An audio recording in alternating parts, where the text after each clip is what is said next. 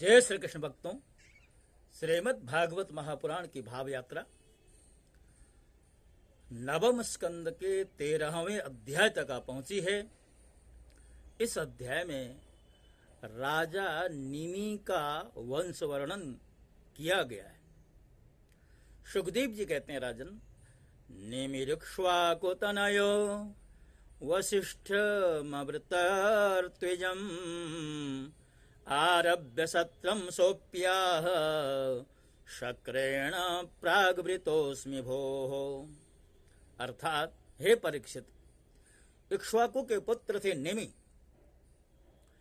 उन्होंने यज्ञ आरंभ करके महर्षि वशिष्ठ को ऋत्विज के रूप में वर्ण किया। वशिष्ठ जी ने कहा कि राजेंद्र, इंद्र अपने यज्ञ के लिए मुझे पहले ही वर्ण कर चुके हैं। उनका यज्ञ पूरा करके मैं तुम्हारे यज्ञ में आऊंगा, अर्थात तुम्हारा यज्ञ संपादित करूंगा। तब तक तो मेरी प्रतीक्षा करना। यह बात सुनकर राजा निमि चुपचाप रहे और वशिष्ठ जी इंद्र का यज्ञ कराने के लिए चले। तो विचारवान निमि ने यह सोचकर कि जीवन तो क्षणभंगुर है, विलंब करना उचित नहीं है, और उन्होंने यज्ञ आरंभ कर दिया। जब तक गुरु वशिष्ठ जी न लौटे तब तक के लिए उन्होंने दूसरे ऋत्विजों का वर्ण कर लिया। गुरु वशिष्ठ जी जब इंद्र का यज्ञ संपन्न करके लौटे तो उन्होंने देखा कि उनके शिष्य निमि ने तो उनकी बात न मानकर यज्ञ प्रारंभ कर दिया है। उस समय उन्होंने शाप दिया कि निमि को अपनी विचारशीलता और पांडित्य का बड़ा घमंड है, इसलिए इसका शरीर पात हो जाए। अब देखिए, निमि की दृष्टि में गुरु वशिष्ठ का यह जो शाप था धर्म के अनुकूल नहीं दिखाई पड़ता था, तो इसीलिए उन्होंने भी शाप दिया कि आपने लोभवश अपने धर्म का आदर नहीं किया है, इसलिए आपका शरीर भी गिर जाए। अर्थात यजमान और पुरोहित दोनों ने एक दूसरे को शाप दिया। यह कहकर आत्मविद्या में निपुण निमि ने अपने शरीर का त्याग कर दिया। हे परीक्षित, इधर हमारे वृद्ध प्रपितामह वशिष्ठ जी ने भी अपना शरीर त्याग कर मित्रा वरुण के द्वारा उर्वशी के गर्भ से जन्म ग्रहण किया। तो राजा निमि के यज्ञ में आए हुए श्रेष्ठ मुनियों ने राजा के शरीर को सुगंधित वस्तु में रख दिया। जब सत्र याग की समाप्ति हुई और देवता लोग आए, तब उन लोगों ने उनसे प्रार्थना की, महानुभावों, आप लोग समर्थ हैं, यदि आप प्रसन्न हैं तो राजा निमि का यह शरीर पुनः जीवित हो उठे। तो देवताओं ने कहा, ऐसा ही हो। उस समय निमि ने कहा, मुझे देह का बंधन नहीं चाहिए। विचारशील मुनिजन अपनी बुद्धि को पूर्ण रूप से श्री भगवान में ही लगा देते हैं और उन्हीं के चरण कमलों का भजन करते हैं। एक न एक दिन यह शरीर अवश्य ही छूटेगा। इस भय से भीत होने के कारण वे इस शरीर का कभी संयोग ही नहीं चाहते। वे तो मुक्त ही होना चाहते हैं। अतः मैं अब दुख, शोक और भय के मूल कारण इस शरीर को धारण करना ही नहीं चाहता। जैसे जल में मछली के लिए सर्वत्र ही मृत्यु के अवसर हैं, वैसे ही इस शरीर के लिए सब कहीं मृत्यु ही मृत्यु है। देवताओं ने कहा, मुनियों, राजा निमि बिना शरीर के ही प्राणियों के नेत्रों में अपनी इच्छा के अनुसार निवास कर, वे वहां रहकर सूक्ष्म शरीर से भगवान का चिंतन करते रहे। पलक उठने और गिरने से उनके अस्तित्व का पता चलता रहेगा। इसके पश्चात महर्षियों ने यह सोच करके कि राजा के न रहने पर लोगों में अराजकता फैल जाएगी, निमि के शरीर का मंथन किया और उस मंथन से एक कुमार उत्पन्न हुआ। जब जन्म लेने के कारण उसका नाम हुआ जनक। विदेह से उत्पन्न होने के कारण वैदेह और मंथन से उत्पन्न होने के कारण उसी बालक का नाम मिथिल हुआ और उसने मिथिलापुरी बसाई।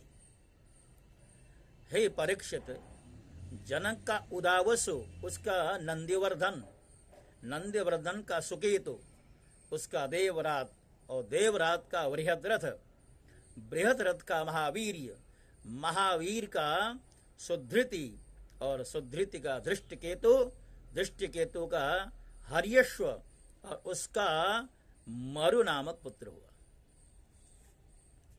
मरु से प्रतीपक और प्रतीपक से कृतिरथ, कृतिरथ से देवमीढ़, देवमीढ़ से विश्रुत, विश्रुत से महाधृति का जन्म हुआ। महाधृति का कृतिरात और कृतिरात का महारोमा, महारोमा का स्वर्णरोमा और स्वर्णरोमा का पुत्र हुआ हर्षरोमा।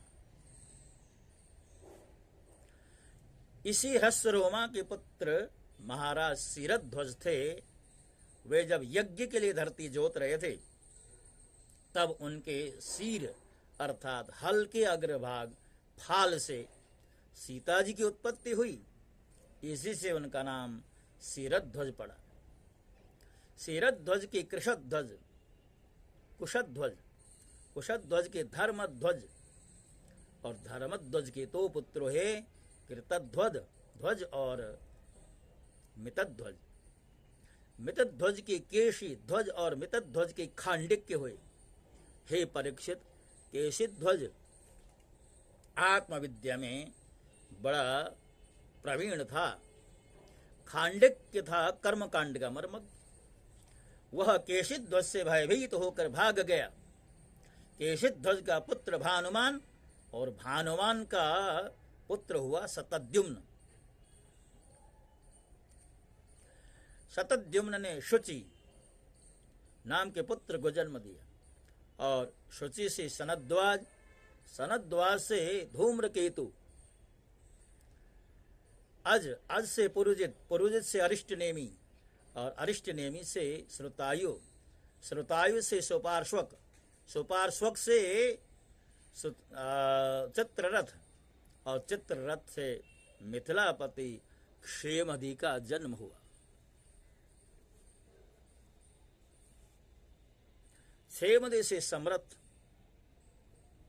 समरथ से सत्यरथ, सत्यरथ से उपगुरु और उपगुरु से उपगुप्त नामक पुत्र हुआ। यह अग्नि का अंश था।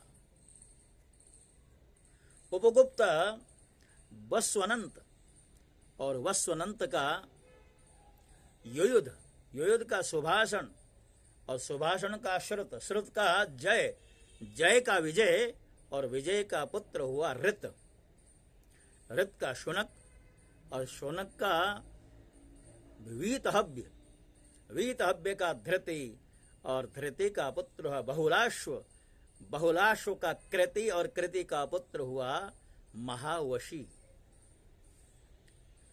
हे परीक्षित, ये मिथिला, मिथिल के वंश में उत्पन्न सभी नरपति मैथिल कहलाते हैं। ये सब के सब आत्मज्ञान से संपन्न एवं गृहस्थाश्रम में रहते हुए भी सुख दुख आदि द्वंद्वों से मुक्त थे। क्यों न हो, यज्ञवल्क आदि बड़े बड़े योगेश्वरों की इन पर बड़ी कृपा थी। तो भक्तों, जैसा कि हम आपसे बार बार निवेदन करते हैं कि प्रतिदिन एक ही अध्याय की श्रृंखला आपके समक्ष प्रस्तुत करनी होती है, तो आज की श्रृंखला इन्हीं प्रसंगों के साथ साथ संपन्न हो रही है। तो अगले अध्याय का अतिक्रमण न करते हुए मैं इसी अध्याय में अपने इस भाव पुष्प को सीमित करता हुआ आपके समक्ष प्रस्तुत करता हुआ आपसे विदा होता हूँ। अब जैसा कि मैं बार बार कहता हूँ, ये तो ऋषियों की वाणी है, भगवान की वाणी है और भगवान का ही शब्द विग्रह है। इस शब्द विग्रह में अपनी ओर से कुछ जोड़ना और घटाना मैं इसको अपराध समझता हूँ, इसलिए मैं अपनी ओर से कुछ जोड़ता नहीं। यद्यपि आपको ज्ञात है कि मैं मंचस्थ होकर के कथा का गायन करता हूँ। जहाँ संगीत की मांग होती है वहाँ संगीत के रूप से, और जहाँ बिना संगीत की भी कथा का गायन करना होता है वहाँ पर बिना संगीत के भी गायन मैं करता हूँ। और आज तक भगवत कृपा से चाहे श्री राम कथा हो, देवी भागवत कथा हो, शिव पुराण की कथा हो, काली पुराण की कथा हो और श्रीमद् भागवत की कथा हो, इतने ग्रंथों की कथा हमारे द्वारा प्रभु ने कराई है। और आप लोगों की इच्छा हो तो आप लोग भी हमारी सेवा ले सकते हैं, किंतु इस बार मेरा ये संकल्प है कि मैं आद्योपांत श्रीमद् भागवत को भाव रूप में आपके समक्ष प्रस्तुत करूं। और इससे दो लाभ होंगे, एक तो मेरी वाणी पवित्र होगी और दूसरा आपके कर्ण पवित्र होंगे।